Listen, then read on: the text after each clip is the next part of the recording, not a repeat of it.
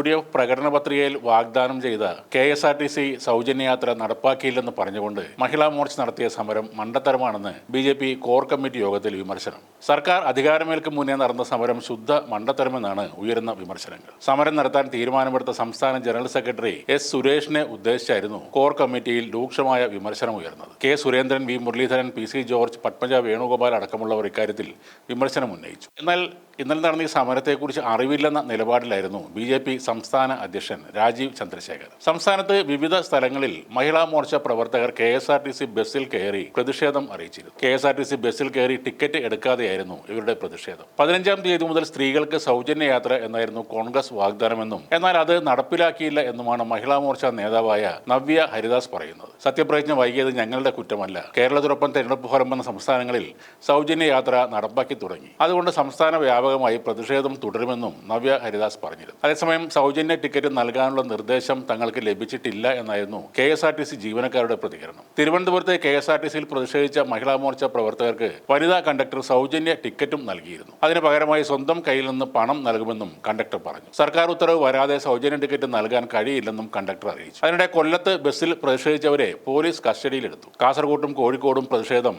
ഏതാണ്ട് സമാധാനപൂർണ്ണമായിരുന്നു. ഇതിനുശേഷം BJPയുടെ പ്രതിഷേധത്തിനെതിരെ വ്യാപക വിമർശനവും പരിഹാസവും ഉയർന്നിരുന്നു. പ്രതിഷേധം അല്പം കൂടി നേരത്തെ ആക്കാമായിരുന്നില്ലേ എന്നാണ് പലരും ചോദിക്കുന്നത്. ആദ്യം മുഖ്യമന്ത്രിയുടെ സത്യപ്രതിജ്ഞ ഒന്ന് കഴിഞ്ഞോട്ടെയെന്നും മന്ത്രിസഭ രൂപീകരിച്ച ശേഷം നിങ്ങൾക്ക് പ്രതിഷേധിക്കാമെന്നും പലരും പ്രതികരിച്ചു. സർക്കാർ ഇല്ലാത്ത അവസരത്തിൽ സമരം നടത്തുക വഴി മഹിളാ മോർച്ച അപമാനിച്ചത് BJPയെ തന്നെയാണെന്നും വിമർശനം ഉയരുന്നുണ്ട്. കേരളത്തിലെ BJP കോർ കമ്മിറ്റി യോഗങ്ങളിൽ ഇത് മാത്രമല്ല പല നേതാക്കൾക്ക് നേരെയും രൂക്ഷമായ വിമർശനങ്ങളുണ്ടായി. മുതിർന്ന നേതാക്കളായ K. സുരേന്ദ്രൻ, ശോഭ സുരേന്ദ്രൻ എന്നിവർക്കും PC ജോർജ്, മകൻ ഷോൺ ജോർജ് എന്നിവർക്കുമെതിരെ രൂക്ഷമായ വിമർശനം തന്നെയാണ് ഉണ്ടായത്. തെരഞ്ഞെടുപ്പ് അടുക്കുമ്പോൾ മാത്രം മണ്ഡലം ശ്രദ്ധിച്ചാൽ പോരെന്നും കൃത്യമായി മണ്ഡലം ശ്രദ്ധിച്ചവർ ഇത്തവണ വിജയിച്ചുവെന്നും സംസ്ഥാന അധ്യക്ഷൻ രാജീവ് ചന്ദ്രശേഖർ യോഗത്തിൽ പറഞ്ഞിട്ടുണ്ട്. കഴക്കൂട്ടവും ചാത്തന്നൂരും അതിന് ഉദാഹരണമാണെന്നും രാജീവ് ചന്ദ്രശേഖർ പറഞ്ഞു. എല്ലായ്പ്പോഴും മണ്ഡലങ്ങൾ മാറി മാറി മത്സരിക്കുന്നതും തെരഞ്ഞെടുപ്പിൽ തിരിച്ചടിയായി മാറിയെന്നും വിമർശനം ഉയർന്നു. ശോഭയ്ക്കും സുരേന്ദ്രനും മാത്രമല്ല PC ജോർജ് അടക്കമുള്ള നേതാക്കൾക്കും ഈ വിമർശനം നേരിടേണ്ടി വന്നിരുന്നു. അതോടൊപ്പം സംഘടനാ ചുമതലയുള്ള ജനറൽ സെക്രട്ടറി S. സുരേഷിനെതിരെയും കോർ കമ്മിറ്റിയിൽ